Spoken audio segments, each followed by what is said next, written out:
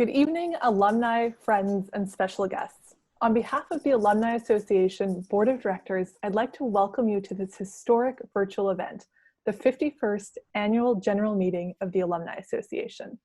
We're pleased you've joined us in this online space as we adapt to the new reality of this current moment, and we really hope that you are all as well as can be given the current circumstances. My name is Jasmine Cumberland. I'm the president of the SFU Alumni Association and will serve as this evening's moderator. I'm joining you all today from Toronto, while some of our presenters are coming to you from their homes in the Vancouver area, and we even got some presenters broadcasting live from the SFU Woodwards building in downtown Vancouver. Before we dive in, I'd love if you could share in the chat box where you're currently located. I've been told that we have alumni based in at least 12 countries registered for this event, which is fantastic. We're excited to have people joining us from areas that couldn't have done so before when this event was hosted in person. One of the benefits of moving to virtual. I see San Jose, California, Coquitlam, Port Moody, Kelowna, BC, fantastic.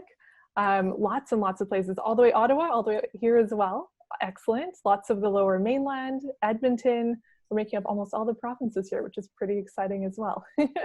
Fantastic. Thank you very much all for sharing. Kitimat, BC, some more of the lower mainland, which is awesome. And California, Virginia in the US, and Yorkville. So this is quite the list. Sweden, well, someone who would have called in from Sweden, they said.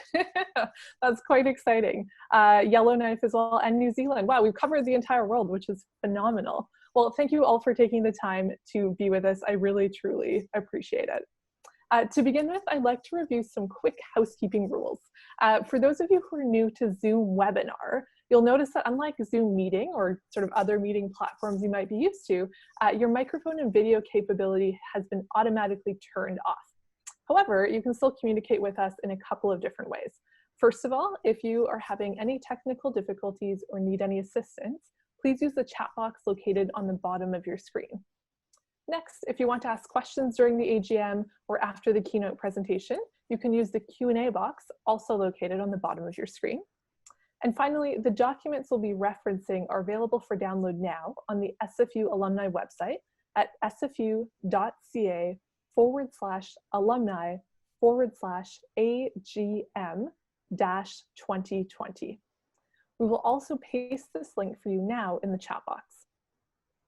Now, of course, if you're active on any social media platform, we'd love to hear from you there as well. The hashtag for this event is hashtag SFU Alumni AGM. Feel free to post or tweet. Additionally, closed captioning is available for this event, and to turn it on, you can click the box marked CC on your toolbar at the bottom of your screen. Lastly, just to note, this webinar is being recorded and will be made available for public viewing after the event. Now, I'd like to begin by acknowledging that the land I'm speaking to you on today is the traditional territory of many nations, including the Mississaugas of the Credit, the Anishinaabe, the Chippewa, the Haudenosaunee, the Wendat peoples, and is now home to many diverse First Nations, Inuit, and Métis people. I also acknowledge that Toronto is covered by Treaty 13, signed by the Mississaugas of the Credit, and the Williams Treaties signed with multiple Mississaugas and Chippewa bands. And even though we are all joining remotely from the comfort of our homes, I'm confident that every single one of us who is based in North America are residing on the unceded territories of at least one Indigenous First Nation. So I'd like to do an overall acknowledgement to those various nations and to express our thanks for being able to call these lands our respective homes. I'd like to acknowledge that while all of our alumni are special to us, there are some groups we would like to particularly recognize this evening, including the representatives of the SFU Board of Governors, honorary degree recipients, outstanding alumni award recipients, and charter alumni members. Thank you all for joining us. I would also like to take a moment to recognize our affinity partners, including Max Stiles and Daryl Laranger from TD Insurance, which provides a range of insurance options, including home, tenant, and travel insurance. Amanda Moniz and Julie Boisvenu from BMO MasterCard, our official alumni credit card. And Carmelina Mano from Manulife Financial, which also provides a range of insurance options, including health, dental, and critical illness insurance. Our affinity partners fund scholarships, bursaries, events, and other programs that benefit students and alumni. President Andrew Petter is also joining us today. Chancellor Giordini was unable to join us. However, she was kind enough to prepare a message in advance to share with us. We'll hear from both President Petter and Chancellor Giordini later in the program. Lastly, I would like to provide a special thanks to our virtual door prize sponsors for this event. Yes, there are still prizes even though we're virtual. TD Insurance Milosh Manex, who provide our home and tenants insurance program, have donated a $100 credit card gift card. Manulife Financial, our provider of health, dental, and critical illness insurance, have donated a $100 credit card gift card. Our official partners for the Alumni Credit Card, BMO MasterCard, have donated a $100 credit card gift card. SFU Continuing Studies has provided a $500 gift certificate towards any of the continuing education programs courses. And the SFU bookstore has also gifted a prize pack. Everyone in attendance today will be automatically entered into our door prize draw. We'll be announcing the winners at the end of the program, but you must be present to claim your prize. Before we go any further, we need to ensure that we have quorum. And to do this, we're going to launch a quick poll. There should be a question popping up on your screen now. And if you are a registered member of the Alumni Association, meaning you are someone who, oh, sorry, just popped up for me. If someone who has formally opted in for an Alumni Association membership, please say yes. If you're attending this event in any other capacity, please answer no. And if you're unable to see the poll question, please type yes or no in the chat box. Thank you so much. So today's event is historic beyond the medium of the delivery, as this marks the final AGM that Andrew Petter is attending in his formal capacity as president of SFU. And I can hear the sighs that you're releasing all at home. I can confidently state that President Petter has been the #1 champion for alumni engagement at SFU. When he joined the university a decade ago, he quickly acknowledged formally that alumni are key members of the SFU community, proudly benefiting from and contributing towards their alma mater in many different capacities. It's been evident since day one that he truly values alumni as a core stakeholder. He's worked regularly with our executive directors to ensure that alumni voices have been represented within appropriate forums and that we've had excellent representation across all university governing bodies. It's not uncommon for him in meetings to say, I want to ensure that our alumni are informed about this. Now, we did a bit of math and identified that President Petter and his spouse, Professor Maureen Maloney, have hosted more than 64 receptions for alumni spanning from Victoria to Singapore during their tenure. When traveling for work or pleasure, the two of them always made a point to try to schedule an alumni event, no matter how big or small the community was in a given region. And of course, President Petter has been a consistent figure providing exciting university updates at every single AGM and Outstanding Alumni Awards event that we've held.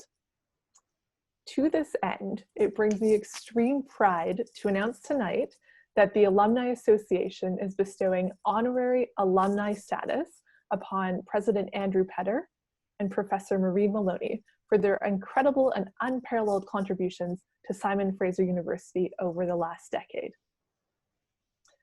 Please join me in congratulating President Petter and Professor Maureen Maloney. Andrew and Maureen, I assure you that everyone is clapping in their homes right now. Thank you. Thank you. And now I'd like to invite President Andrew Petter to share some remarks with our university community. President Petter. Well, thank you very much, Jasmine, and thank you everyone for joining us from across Canada and around the world. Welcome to you all. I hope you're keeping safe and well during these troubling times. And let me start by saying how truly thrilled Maureen and I are to become honorary members of the SFU alumni community. It's a wonderful recognition and we really appreciate it. SFU alumni are linked not only by a common history and shared attachment to this university, but also linked by an important purpose. Over these last 10 years, you've been integral to SFU's success, from the huge growth we've experienced in research and innovation to the expansion and renewal of our 3 campuses, to the deep community connections we've formed through initiatives like SFU Public Square. SFU's alumni have been partners, ambassadors, invaluable allies in everything we've accomplished together. But it's in times like these that your commitment is most powerfully felt. While many of you are stressed and struggling at this time of crisis, that has not lessened your dedication to SFU and to our students. I want to thank the Alumni Association for its financial gift to the COVID-19 Student Support Fund. And I want to thank individual alumni for everything you're doing to help SFU and our students get through this pandemic. Not since the Great Depression have students faced such an uncertain world and future. And I know that many are feeling tremendous anxiety. One day we will owe today's students an enormous debt of gratitude for the determination and resilience that they've exhibited in a crisis that has disrupted their education and upended their world. The dedication of these future alumni have shown speaks to the power of post-secondary education when it matters most. We don't know what direction COVID-19 will send the world, but we do know what these students carry with them: their knowledge, their talents, their resolve. And we do know that that is our best hope for a better future, our best hope to tackle the challenges that lie beyond COVID-19, from the price of soaring inequality to the potential catastrophe of climate change. For me as president for the past 10 years, the power of post-secondary education to build a better world has been the animating idea of SFU's mission to be Canada's engaged university. By tradition and outlook, SFU has never been a witness to history. It's always sought to shape history. And in doing so, SFU has had and continues to have a tremendous impact on the communities it serves. We're seeing that same spirit today through SFU COVID Action Now, also known as SFU Can. We're witnessing the harnessing of resources to help communities respond to the current crisis. We're prioritizing research to address the coronavirus and its consequences. We're donating PPE to hospitals and delivering online programming to inform and connect citizens. And thanks to your support, we're helping our students cope and thrive in learning environments that are dramatically different from the ones they experienced just 10 weeks ago. Recently, Times Higher Education, which is the world's leading university ranking service, rated universities on the impacts they have on society, as measured against the United Nations Sustainable Development Goals. 766 institutions around the world were assessed, and SFU ranked 19th overall. And we ranked in the top 10 in a number of categories. We ranked 9th for our impact on climate action, 7th for our impact on aquatic ecosystems, 4th for our impact on peace, justice, and strong communities. And for our impact on sustainable cities and communities, SFU ranked 1st in the world. 1st in the world for our impact on sustainable cities and communities. We should all be incredibly proud of that international recognition. You as alumni should be proud of your contribution to the university and to gaining that international recognition. And of course, it comes on top of the national recognition we've earned from Maclean's, who've named us Canada's top comprehensive university for 9 of the past 10 years. Now, as Jasmine mentioned, my time as SFU president will soon come to a close. And this certainly is not how I imagined my last weeks to be. But I hope that even over Zoom, my heartfelt gratitude to all of you comes through. Over time zones and eras, you are an integral part of the SFU story and the fabric of this great institution. You have been an important part of my life for the past 10 years, and I have benefited hugely from getting to know so many of you and appreciating the value of our alumni. And I know you will support our exceptional new president, Joy Johnson, with the same grace and goodwill that you've shown to me. I couldn't leave my job in more capable and committed hands than Joy's, or leave with more confidence in SFU's future. So until we meet again, and from the bottom of my heart, I say thank you. Thank you for everything you've done for SFU, and thank you for the support you've shown me as president over the past 10 years. Thank you so much, Andrew. It's always exciting to hear updates from you, and we look forward to working with and hearing from Dr. Joy Johnson. Now, I'm curious. I know there's some exciting new projects completed or underway at SFU. Can you provide us with an update on some of these? Yeah, well, there's a lot, and I know that time is limited, but just a few of the things that are happening really are exciting. Of course, our new Sustainable Energy Engineering program got underway at Surrey, and we're particularly proud that the first-year class was composed of 40% women, which for an engineering program is a huge step forward. And the facility, that Bing Tom design structure in Surrey, is remarkable and is proving itself to be as exciting and visionary as we knew it to be when Bing designed it. In downtown Vancouver, we opened our 9th facility. We're by far the largest presence in the downtown, and we now have a program that's operating out of what was the old police headquarters at 312 Main. And of course, up on the mountain, which is still our largest campus by far, the Student Union building is ready to open. Unfortunately, it may open at a time where we don't have as many students on campus as we'd like, but it'll be there for when the students return, along with a new stadium. And they were funded in large part, the lion's share of the funding came from students themselves. We're also building a major new student residence, so there'll be much more student presence on campus. And we have some very exciting plans that I think I've talked about in the past for a gondola connection between the top of the mountain and the SkyTrain line at the bottom of the mountain. And real progress has been made over the past year. Burnaby Council's endorsed it. The Mayor's Council has made it a priority, and TransLink is pursuing a consultation process. So a lot of exciting things, a lot of positive energy, and I know that Joy Johnson will pick up the baton and run in all sorts of exciting places that I haven't even thought about in the next few years. That's fantastic. And so that sort of leads me into my next question, which is, you know, given those developments that you've just listed, but also the number of developments over the past decade, which of these have made you most proud? You know, I've been asked this question a lot lately, and what has occurred to me, Jasmine, it's really not one particular project or initiative that has really given me a sense of gratification, as much as the sense of community that we have together as a university, and how much people have rallied around the vision and of course have contributed to it. Alumni were very much involved in the creation of our vision as an engaged university. Engaging with alumni is an important objective, but it's the fact that the university community has pulled together and that alumni have been there in support of so many of the things we've done together that really makes me feel proud of the institution, proud that I've been able to play a role in enabling that to happen.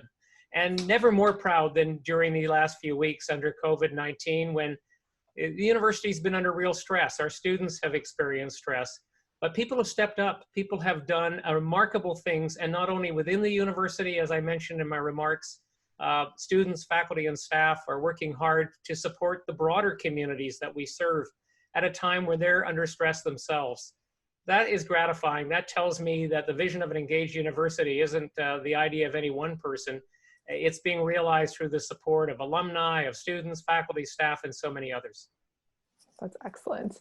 And, you know, when we think about our future alumni here, so you've got high school graduates that are considering coming to SFU this fall, you know, given COVID-19, what advice would you give those potentially incoming students for starting at SFU?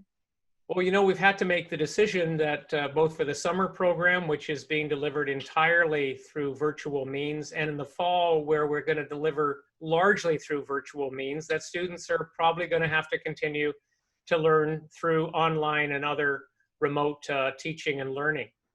We're working very hard to make sure, however, that the quality of that education is maintained, and that faculty members are equipped with both technical knowledge and all sorts of exciting ways of using technology, as we're doing today with the AGM, to make sure the student experience is great. So I really hope students will continue to come to SFU during this period.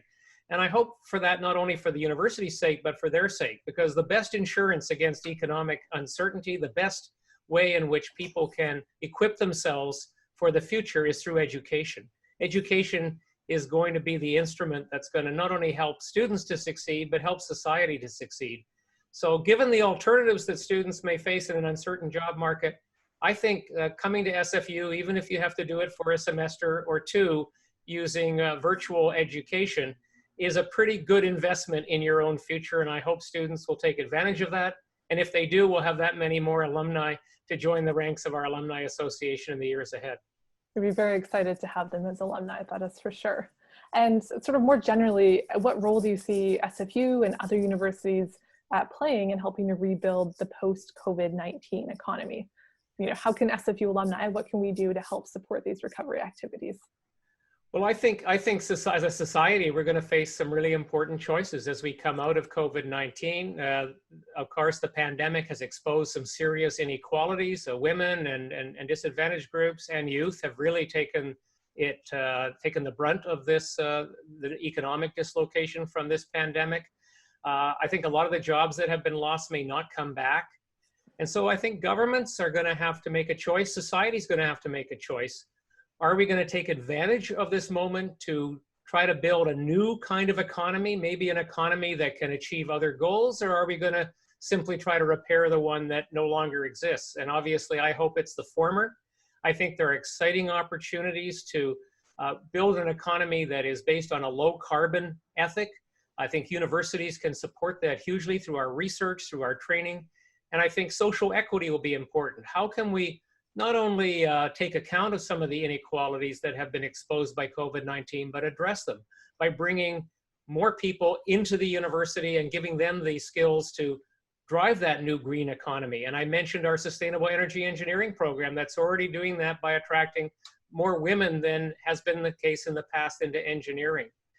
What can alumni do? I think alumni play a very important role, not only with the university, but in influencing public opinion.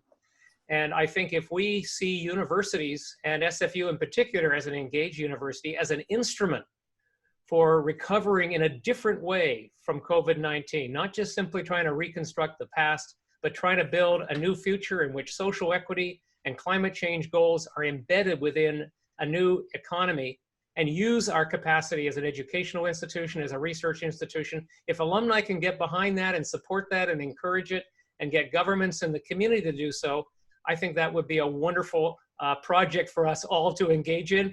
And of course, I'll still be a professor at SFU. I'm now an honorary alum, so you can be sure that I'll be playing my part in encouraging us to play that kind of role going forward as well. That's most excellent. Well, President Petter, you've given us a lot of things to think about, especially in terms of what we can do in the economy with regards to post-COVID times. So I really, truly wanted to say thank you to you. These are certainly exciting times in the university, and as alumni, we have so much to be proud of. Well, thank you again to you, Maureen. I want to thank you on behalf of Maureen and myself, Jasmine, and the Alumni Association and the whole alumni community. It's just been fabulous getting to know you. And I continue in my new capacity as an honorary alum to join you and look forward to future engagements. Thanks so much for this opportunity today. Fantastic. We look forward to seeing you at future alumni events as well. Thanks so much, Andrew. It is now my pleasure to acknowledge and thank the Alumni Association Board of Directors. Vice President Claire Wilson, Treasurer Brandon Chapman, Secretary Catherine Hearn, and our directors at large, Chisa Farzim, Jillian Holter, who's one of our charter alumni as well, Kimberly Jang, Hardveer Ladhar, Patrick Lougheed, Betty Lai, Oshie Mather, Sam Thierra, Robert Weston, and Glenn Young. And we wish to extend our sincere appreciation to the efforts and dedication of the alumni engagement team who support and realize our efforts. Please join me in thanking Joanne Curry, Acting Vice President of Advancement and Alumni Engagement, our Interim Director, Lisa Young, and the Alumni Engagement team, including Lori Williams, Christine Grange, Hisu Ju, Sarah McLaughlin, Candy Lowe, Nicole Dorsers, and Vivian Chan, as well as great ongoing support from the University Advancement Marketing and Communications team, SFU Ceremonies and Events, along with additional event support from the SFU Woodward's Cultural Unit and from the IT Services Department. Thank you all for working so hard on behalf of our alumni community. I would now like to call to order the business portion of the annual general meeting. Please let the minutes show that quorum has been reached and surpassed.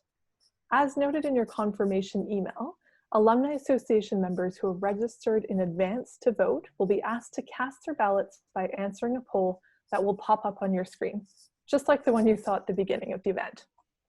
The documents for this meeting are located on the AGM website and we are posting the link to that site in the chat box again right now. If the link doesn't open when you click it, please copy and paste it into your browser. There will be an opportunity later for discussion around the presented minutes and financials. If you have questions or comments, you can type your question into the Q&A box, which you can find by moving your cursor to the bottom of the screen. Or if you're on a device like a tablet or cell phone, the Q&A box should be visible when you touch your screen. If you're not comfortable typing your question, you can digitally raise your hand to be recognized to speak. You can find this raise your hand button on the toolbar next to the chat and Q&A buttons. Okay, just for fun, let's try it now. I'll count to 3 and everyone can raise your hands. All right, here we go. 1, 2, 3. Let's see all the hands. Okay, perfect. We've got lots of hands that are going up. Fantastic. Now, after you've clicked that button, if you can click it again, that same button will lower your hand. Now, on to the business at hand. I now present a motion to adopt the agenda. May I have a seconder? Great, I'm going to say thank you to Howard Au for seconding that motion. Is there any discussion on the agenda? So again, please type any comments or questions you have about the agenda in the Q&A box. Again, if you're not comfortable typing, please raise your hand and we can unmute your microphone so you can ask your question. Okay. To answer the next question, we're going to share another poll with you now, which will ask you to participate in only if you identified yourself earlier as a member of the Alumni Association. All those in favor of the agenda?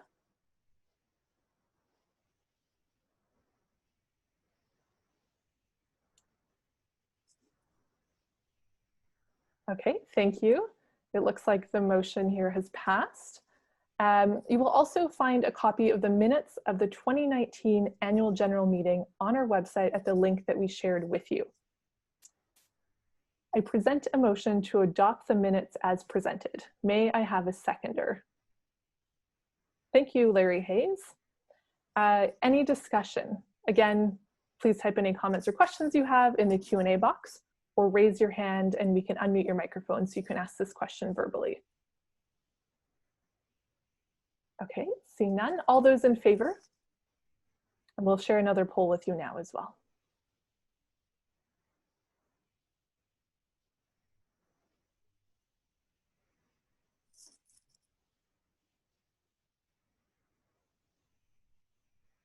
Okay, and that motion has passed as well. Thank you. The next item on our agenda is the President's Report. So as we come to the end of the Alumni Association's 51st year, one word truly comes to mind: momentum. This is my 6th and final year serving on the board, and it's been exciting for me to witness how the discussions, visioning, and overall planning that we've conducted during my time on the board are now yielding significant outcomes. I think it's particularly important to note that despite the world coming to a seeming halt, we've been able to be nimble to help address the rapidly developing situation. Of note, I'm proud to announce the Alumni Association invested $55,000 towards the SFU Student Urgent Response Fund, as Andrew Petter noted earlier, as supporting the educational and professional journeys of our future alumni has always been a significant priority for the board. This fund ensures students with the greatest need during the pandemic can quickly access financial assistance for day-to-day essentials such as rent, food, medications, or even technology to complete their virtual classes, or unexpected travel costs to allow them to reunite with family. To date, this fund has supported nearly 2,000 students, although that number continues to grow. We chose $55,000 as the amount to contribute, as it also pays tribute to SFU's 55th anniversary this year. The $55,000 contribution will be used as a dollar-for-dollar match for supporters giving to the SFU Student Urgent Response Fund. I wish to thank those of you who have already contributed. We've also introduced an opportunity for alumni members unable to make a financial gift to write an encouraging note before May 29th, which is this Friday, to a student in the graduating class of 2020. We'll also match each note submitted with the $100 contribution to the fund. I thank you in advance for any contribution, whether that be monetary or through words of support that you're able to make. We'll send you a link with more information immediately following this event. And in that same vein, we're here to support you as well, our alumni. We acknowledge that this has been and will continue to be a challenging time in so many respects. As a result, we're fast-tracking our plans to launch some new digital engagement programs for alumni, with a particular focus on personal and career supports. Coming up on June 25th, we're featuring an online event titled The Balancing Act, Financial Planning During Uncertain Times, followed by an online event on July 9th titled 360-Degree Career Management, Taking Control of Your Future. We're also partnering with Career Services, Co-op, and the BD Career Management Center to host online industry-specific panels, and we're in the midst of launching a new book club to keep alumni connected intellectually. As details are confirmed for each of these, we'll notify you all by email and through our social channels. I'd like to share that one of the highlights that I experienced as a member of the board, and in particular this past year, in keeping with our longest standing tradition, was when we hosted the Outstanding Alumni Awards event at the end of September, recognizing the accomplishments of 4 incredible members of our community. Isabelle Ge-Mahe, VP and Managing Director of Apple's operations in Greater China; Kathleen Hepburn, writer, director, and co-founder of Experimental Forest Films; Hugh Choi Leong, Emeritus Professor and Senior Advisor of the Mechanobiology Institute with the National University of Singapore; and Mark Okerstrom, the former president and CEO of Expedia Group. We've elected to postpone our 2020 awards ceremony that would normally occur in the fall, and we'll keep you posted as to when this will be rescheduled too. From a governance standpoint, we are in the final phases of completing a renewed Memorandum of Understanding with the university that defines our working relationship and the supports afforded accordingly. We look forward to bringing that into force in the very near future. Now, normally during the AGM, we take a moment to welcome and introduce the candidates running for new board positions. We did make the challenging decision this year to postpone our board member elections as the pandemic was in full swing during our typical nomination cycle. As a result, until the next election is held, we've extended the terms for 3 of our board members who would normally complete their terms today. More details will come once we determine an appropriate timeline to resume our normal governance process, including our elections. And leadership renewal has been a core focus for our board this year. We were honored to have a representative of the board serve on the SFU's Presidential Search Committee, and we are excited to begin working closer with President-elect Joy Johnson as she begins her term in September. Additionally, we are also in search for our next leader. After 5 years as executive director, John Grant made an exciting career shift to become a full-time business instructor of business communications externally. We truly thank John for his devotion towards SFU and wish him well in his new journey. We are in the midst of completing the search process for this role and hope to have an announcement for you all shortly. In the meantime, I'd like to express my sincere thanks to Lisa Young for serving as our interim executive director and for doing such an incredible job. We've also been significantly involved in the Chancellor search process, given that this is sadly Anne Giordini's final year as Chancellor. Anne was hoping to be able to join us live today, however, she was unable to do so and has recorded some remarks that we'd now like to share. Good evening, everyone. Thank you for making time to join this event from wherever it is that you find yourselves. Right now, for this occasion, however we got here, we are all together as alumni and supporters of Simon Fraser University. As my term as Chancellor draws to an end, I'm happy to say that it has been the greatest honor to serve as Simon Fraser University's 11th Chancellor, a role made all the more meaningful to me as an alumnus myself of SFU, class of 1980. I have enjoyed spending time with the people of this remarkable university, delighting in our shared commitment to post-secondary education, research, and community engagement. Among my favorite events have been welcoming our newest graduates by name to the Alumni Association at Convocation and continuing to connect with alumni at events throughout the year. I have had the great privilege of engaging with my fellow alumni who share their energies and time to volunteer on the Alumni Association board and on the Board of Governors and Senate of this university, and who contribute in countless ways to giving back to our thriving alma mater. Your efforts significantly contribute toward keeping SFU sharp, informed, energetic, and relevant, all of which make SFU a draw for new students, staff, and professors, and improve our university's rankings, reputation, and the overall experience for students. We belong to an incredible network of individuals. I have enjoyed meeting many SFU stars in various careers throughout the years, and I look forward to continuing to connect in the time ahead. With more than 165,000 alumni in over 140 countries, it's likely that there are very few degrees of separation among any of us. We have the ability to connect with the thousands of people who share this point of reference, our SFU. Together we can magnify each other's ideas, support each other's initiatives, and work together to make this world just a little bit better. The role of a chancellor is to support, connect, amplify, and encourage, and I would like to take a moment to encourage you now. We are always on a journey through the unknown. No one ever really knows what tomorrow will bring. Life during a pandemic is a heightened state of not knowing.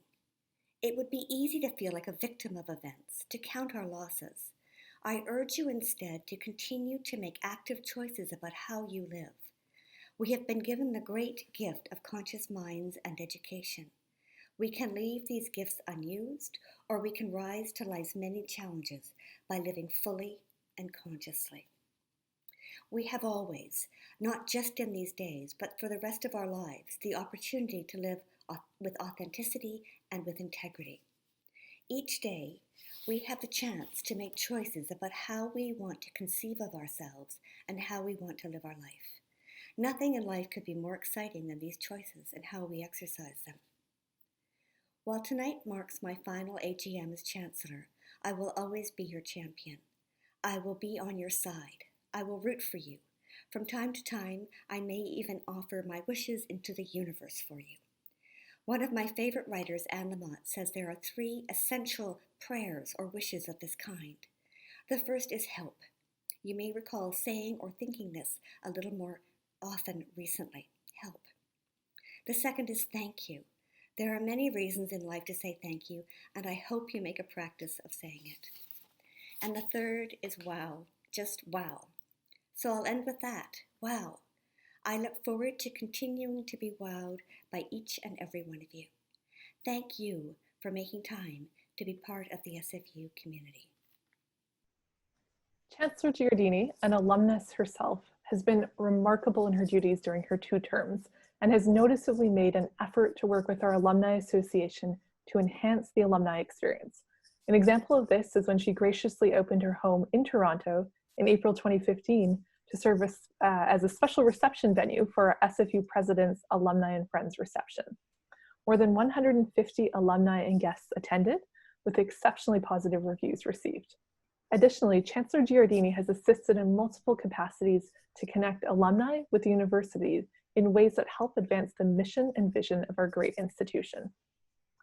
I would like to close my President's report now by thanking President Andrew Petter and Acting Vice President of Advancement and Alumni Engagement, Joanne Curry, for their tremendous support.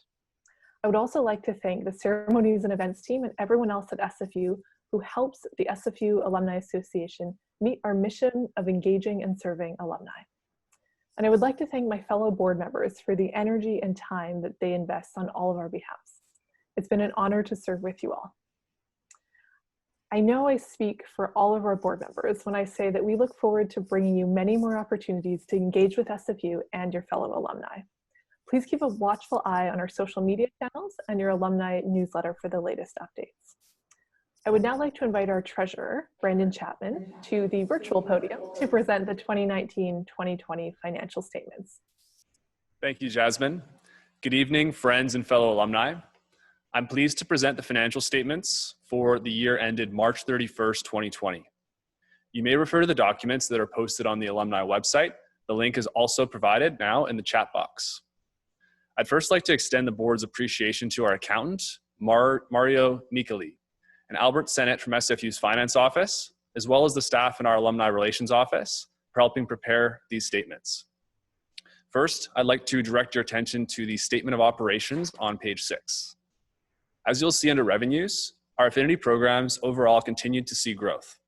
We sincerely would like to thank those of you who have participated in these programs to access health and dental benefits, home or tenant insurance, and the alumni credit card programs. For participating in these programs, you're getting great value for the services you receive, and our students and alumni community benefits through revenues are able to enhance the support for our students through those services. Looking at the rest of the Statement of Operations, there are a number of variances that I'd like to point out. Under our revenues, you'll notice a decrease in our event sponsorship and ticket sales item. This is because the association did receive less funding than our past fiscal period in terms of sponsorship. We also elected to host more events that had either a lower fee than past years or no fee to make our events as accessible as possible. Under expenditures, there are a number of line items that display several increases this year or even new line items. This is due to a new blended budget model that was introduced last year, whereby the board covers the cost for the majority of our programming and engagement expenses, while the university invested its resources towards supporting and enhancing the alumni relations team staffing resources. However, some items I would still like to highlight include our alumni awards event line item. There was a significant increase in this area as we were required to move into a larger venue to accommodate the increased interest in attendance. Additionally, 3 of the recipients required travel arrangements to be made, 2 from overseas. We've got some pretty successful alumni around the world. The convocation line item saw the largest increase as this now includes the fees for the convocation headshots booth, which is now being paid by the association as a gift to new graduates. The Student Initiatives and Student Leadership Award variance is due to the board's increased financial contributions to support students this year from its operating funds. Accounting and legal also increased due to the legal fees incurred through the board's work on developing a renewed memorandum of understanding with the university. Finally, the insurance item that appears because previously the university covered these costs, now the board takes out its own insurance policy rather than being included as an additional insured. The university, however, is still reimbursing us for this expense on an annual basis. You can see at the bottom of the Statement of Operations, this year our revenues exceeded our expenditures by $6,849. This surplus is included in the association's unrestricted net assets of just over $716,000, which you'll find at the bottom of the Statement of Financial Position on page 3. I now present the motion to accept the financial statements for the year ended March 31st, 2020. May I have a seconder? Please raise your hand. Thank you, Lisa Young, for being our seconder. Are there any questions? Please be sure to type them in the Q&A box or raise your hand, and we will unmute your microphone.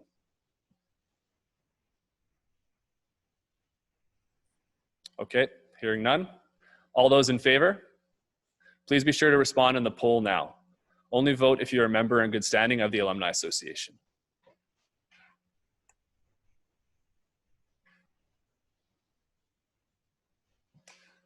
Thank you. The motion is carried. I would also like to make a quick mention that our Finance Committee led the process to review our investment portfolio and its management this year. After engaging in a comprehensive review process, which included interviewing several investment advisory firms who have proven experience managing Alumni Association portfolios, we're pleased to announce that we will continue to retain the services of Don Foster with BMO Nesbitt Burns. We thank Don for his more than 20-year devotion to responsibly managing our portfolio and also giving back to SFU in many capacities. We look forward to our continued work with Don to continue to grow our investment account. Thank you very much for your attention. I will now turn the podium back to Jasmine. Thank you so much, Brandon.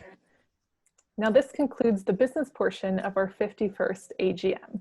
If you have any questions about the Alumni Association or our activities, I invite you to email your Alumni Association board, and we can be reached at alumni@sfu.ca.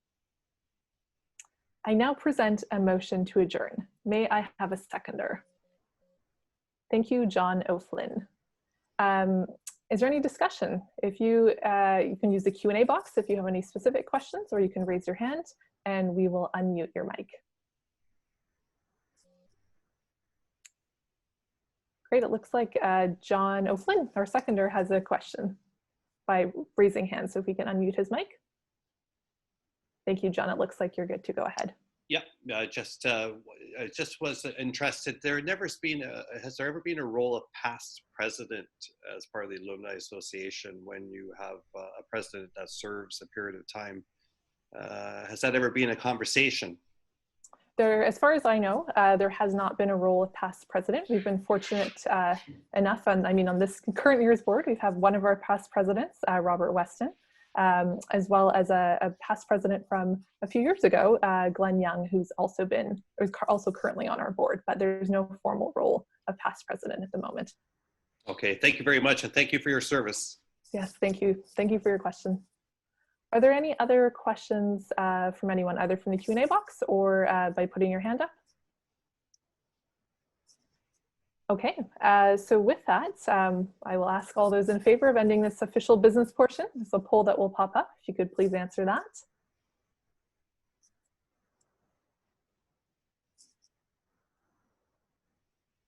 Okay, great. And it looks like the motion has passed as well. So our meeting, the official business portion, has been adjourned, but I'd now like to welcome Claire Wilson, our board vice president, to introduce our featured speaker this evening. Claire. Thank you very much, Jasmine, and good evening, everyone. It is my pleasure to introduce our keynote speaker, and we are all in for a treat.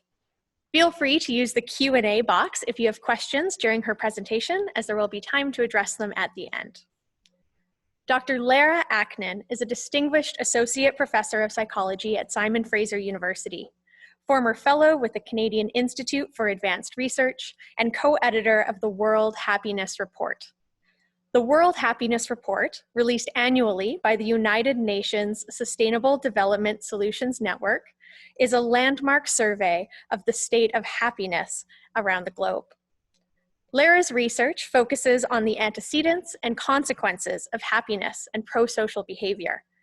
This evening, she will discuss some recent findings which suggest that helping others leads to greater happiness than helping oneself, and that this finding may be a common feature for people around the globe. Please join me in welcoming Lara Acknan. All right.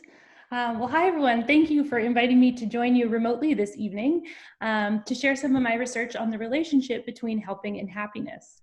Now, unfortunately, world events preclude us from meeting together in one physical space, but like you, I've been home for much of the past few weeks trying to minimize my contact with others due to COVID-19. Now, this time at home has left me with ample opportunity to read the news, and while many world events have felt strange and concerning, I've noticed that my newsfeed has also contained a number of uplifting stories. For instance, this news article describes a kindness campaign springing up in the Northwest Territories to assist truck drivers who are stuck in long lines without food and supplies. These headlines tell of parallel projects in India and Ireland where community members are delivering care packages to vulnerable others in their people in their risky groups at home. This one is about communities collecting food and clothing through drive-thrus to help their neighbors and in their community. And finally, this article is about a teacher in Powell River who has built a curriculum around kindness to honor his late sister's memory. Now, even closer to home, or rather in my home, I watched my 5-year-old son donate some of his allowance to Canuck Place, a pediatric care facility in Vancouver for sick kids and their families. These kind acts existed before the current pandemic and persist despite it. Now, why do I tell you about this news? Why do I share it? Well, one reason is to probably proudly show my son alongside these everyday heroes, which is probably quite true. But more relevant to today's talk is that I wanted to highlight one of humanity's perhaps most beautiful and redeeming, but often underappreciated qualities, and that's our capacity for kindness. In fact, I think these stories challenge the dominant narrative that humans are selfish and solitary creatures, and instead show how people can be kind and caring. They also align with a large and growing body of research showing that people give their time, their money, their blood, their organs, and skill to help other people. And so what inspires and sustains these costly acts of generous behavior? Well, in my short time with you today, I'd like to argue that these acts of giving and kindness are not just good for the recipients, as we might suspect, but that helping others can actually increase our own well-being. Now, this is a question I've been studying for the past decade or so, and so I will certainly not have time to walk you through every study. I'll be taking you through a whirlwind tour of the highlights here. So my initial work on this topic began when I was in graduate school, and my collaborators and I first asked a large nationally representative sample of over 600 Americans 2 simple questions. The first was how much money they spent in a typical month on 4 spending categories. The first was how much they put towards their bills, expenses, rent, and debt. The second was how much they spent on gifts for themselves. The third was how much they spent on gifts for others. And the fourth was how much they spent on donations to charity. The second major question we asked people was how happy they were feeling on a 1-item happiness measure. Now, to get a sense of how much money people spent on themselves and others in an average month, we did some simple math and summed together those 4 spending categories into 2 spending indices. So specifically, we created an index of what I'll call personal spending, which captured how much money people spend in a typical month on themselves, by way of summing together how much people put towards bills, expenses, rent and debt, and gifts for themselves. Similarly, we created an index of what I'll call pro-social spending, which is how much money people spent on gifts for others or charitable donations each month. Then we asked, how do these 2 spending indices relate to well-being? Well, what we found was that how much money people put towards themselves or personal spending did not predict their well-being, but how much they spent on others did, such that the more they spent on others, the happier they reported feeling. In fact, these findings held even when we controlled for income, suggesting that it's not just about how much money you have, but perhaps how you choose to spend it that might impact your well-being. Now, we followed up these initial results. I'm just going to move that over there. We followed up these initial results with an experimental study to see whether giving to others actually causes higher levels of happiness and isn't just associated with it. For this, I went out on the morning hours of campus and tried to recruit some undergraduate students to participate in a study on everyday spending choices. Now, if they agreed, they were randomly assigned to receive either $5 or $20 to spend that day, and half of them were asked to use this money in a pro-social spending fashion. Now, by that, I mean they were asked to use this money to help someone else by way of either buying a gift for someone else or making a charitable donation. The other half of students were randomly assigned to spend this money on themselves by putting the money towards a bill, expense, or buying a gift for themselves. Now, importantly, everybody was asked to spend the money by 5 p.m. that day, so we could contact them in the evening to find out how they were feeling. What we found was consistent with what we had seen before. People randomly assigned to spend money on others were significantly happier at the end of the day, regardless of whether they had received either $5 or $20 to spend. So it seems here that spending money on others can have observable benefits for our own well-being. Here, people who had a $5 or $20 windfall to spend on others were happier at the end of the day than those who spent equivalent amounts on themselves. Now, one important question we asked ourselves was whether these findings are limited to North America or whether they might be detectable in other countries and cultures around the world, perhaps in places where people have fewer resources and might therefore derive more joy or benefit from spending their limited resources on themselves. To find out, I partnered with an international team of collaborators to recruit a sample of students from both a relatively rich nation in Canada and a relatively poor nation in South Africa. Now, these students were paid for participating in the study, but we also told them that they would receive a separate small payment that they could use to buy a goodie bag filled with treats like juice and chocolate at a discounted price. Half the students were randomly assigned to a personal spending condition where they were told that if they bought this goodie bag, it would be available for them at the conclusion of the experiment for them to pick up and take home.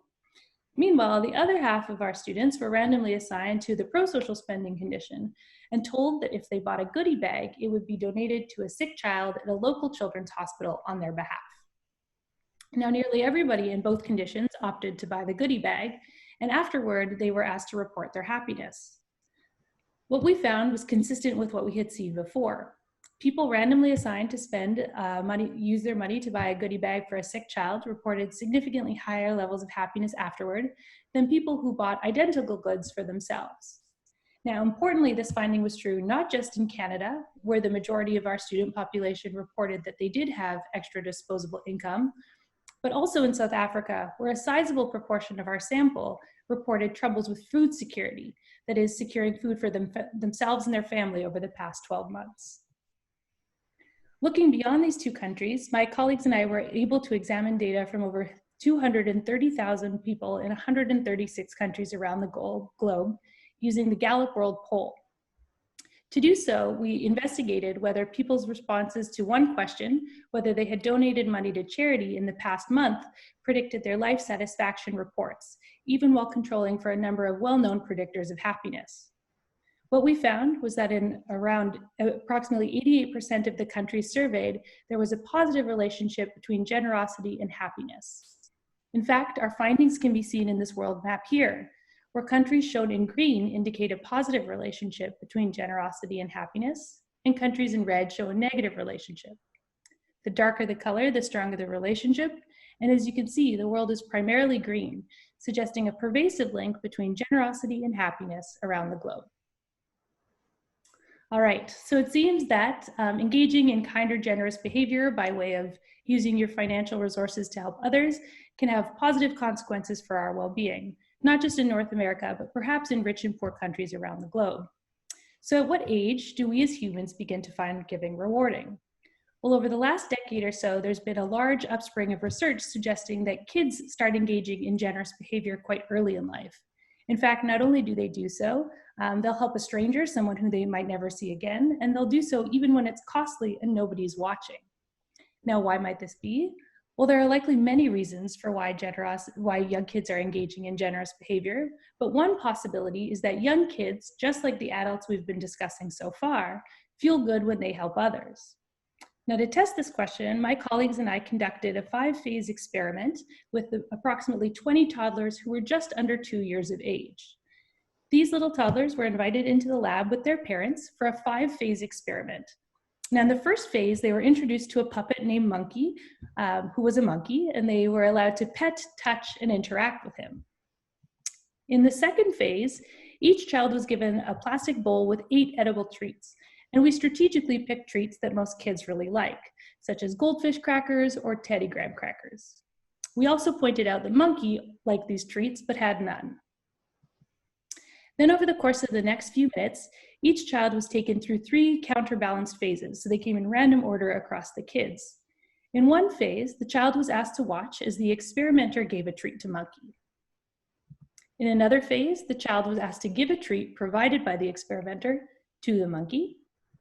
And in one last phase, children were asked to give one of their own treats to Monkey. Now, every time Monkey received a treat, he ate it in a loud and excitable fashion, going, and appearing to eat the treat.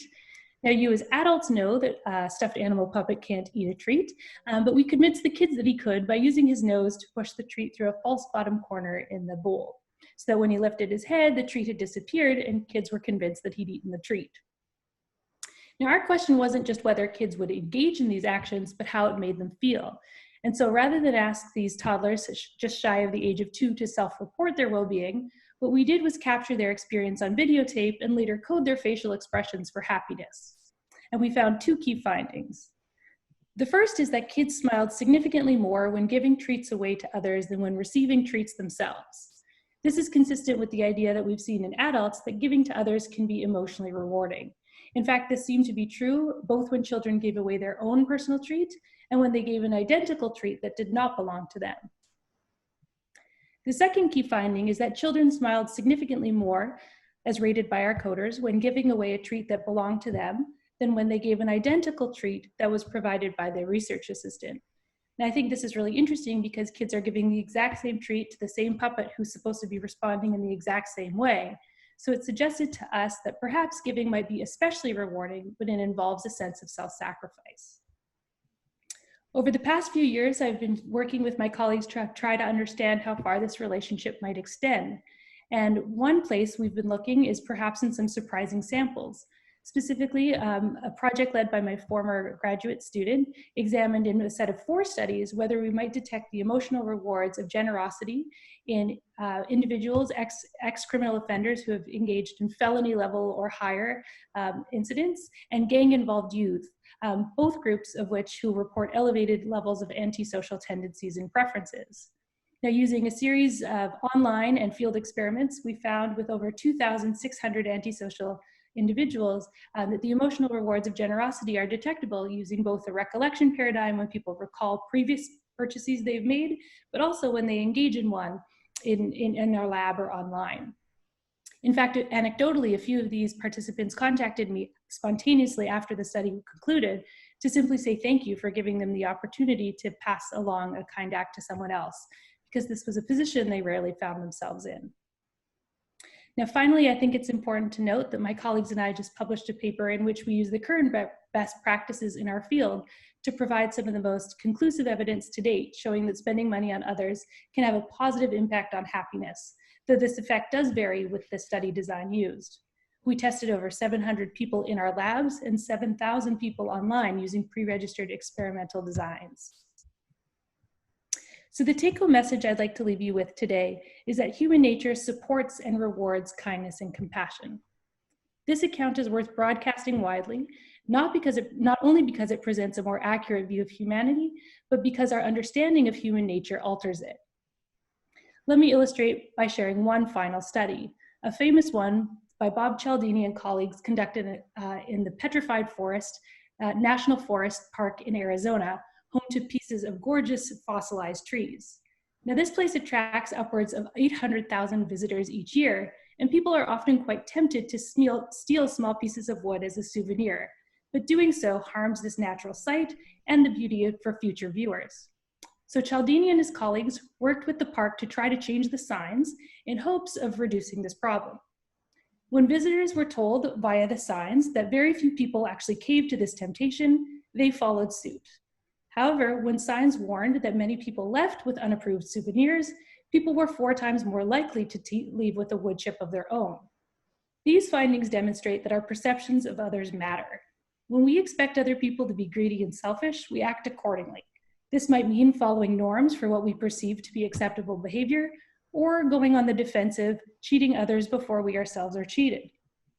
And so the final reason I wanted to share those opening stories is I think now more than ever, we need to remind ourselves about the human capacity to care. We need to tell our friends, our coworkers, our family, the public, and even ourselves about the kindness of strangers. Not only do people help one another, we feel good when we do.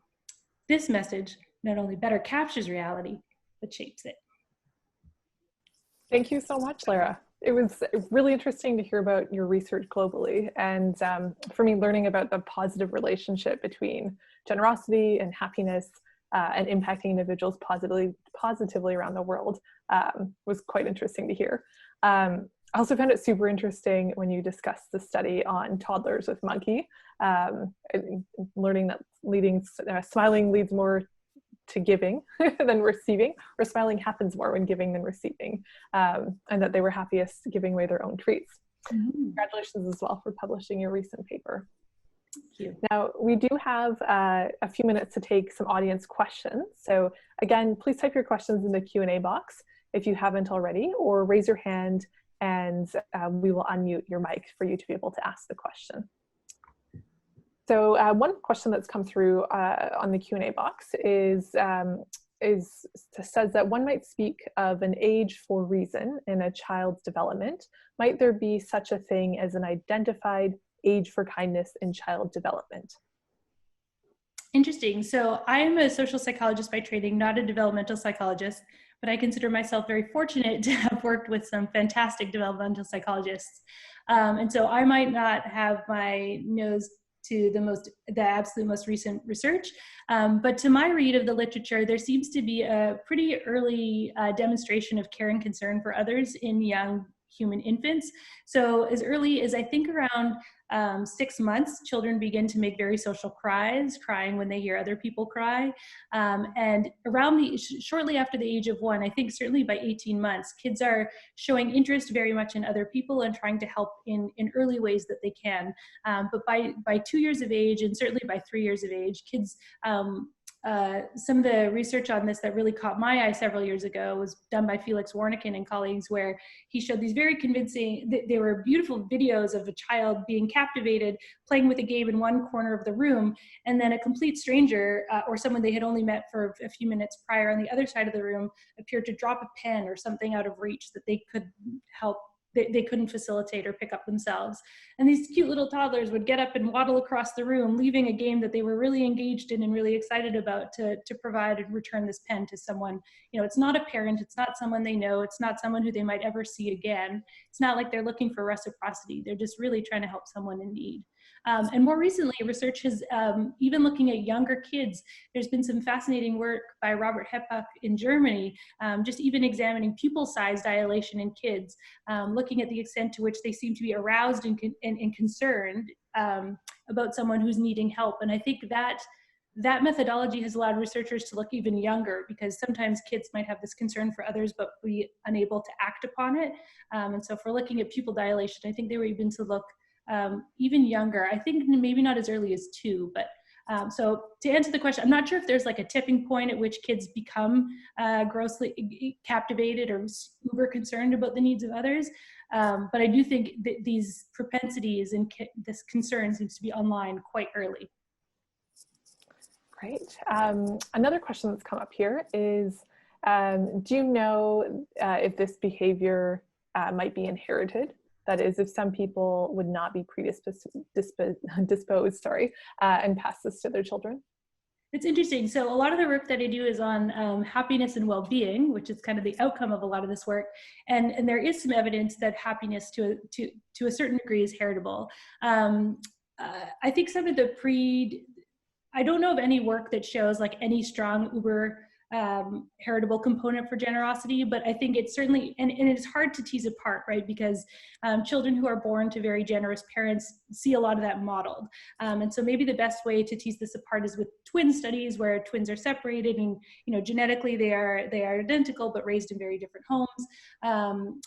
But I don't know of much work showing a strong heritable component there. I suspect at some level you might be able to pick up on differences, but I think a lot of this is also nurture as well. So there might be, I have argued in some of my papers that I think humans have this like innate propensity to learn about this stuff, and I think we as humans do.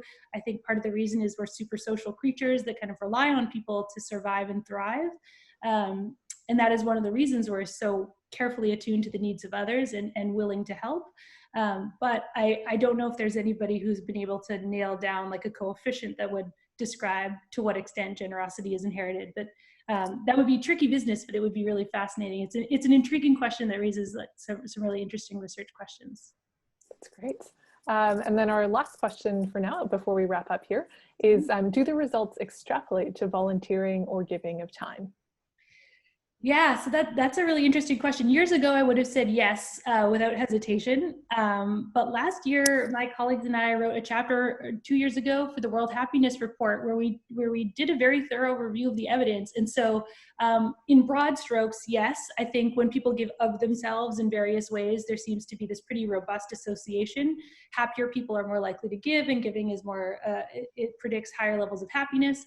But the evidence is a little bit spottier when it comes to volunteering. Although there is a very strong, robust relationship in the correlational evidence, there are very few experimental studies that have like really honed in on this question, and those that do exist were quite small. And in fact, the few that I do know of show weak, if any, results. And so I'm a little bit more cautious to offer this blind yes. I think there's a more complicated and nuanced answer, which is that, you know, generally speaking, there are these emotional rewards, but when, how, and for whom these benefits are greatest is kind of the next question to try to understand. You know, how can we delve deeper and make this the most rewarding experience for the greatest number. That's excellent. Well, thank you again for your time. Lara, and thank you to our audience for the questions. And I know there's a few others here. I'm sorry we can't get to all of them right now. But again, thank you very much for your time today. We very much appreciate it. My pleasure. Thank you. Great. I would once again like to extend a special thanks to our affinity partners who have made this event and all the others that we produce possible. TD Insurance Malashman X, Manulife Financial, BMO MasterCard, SFU Continuing Studies, and the SFU Bookstore. Thank you all for coming. We look forward to staying connected with you all going forward. Most importantly, we hope that you all stay safe and healthy, and we look forward to the day where we'll be able to connect with you again in person. Have a great evening.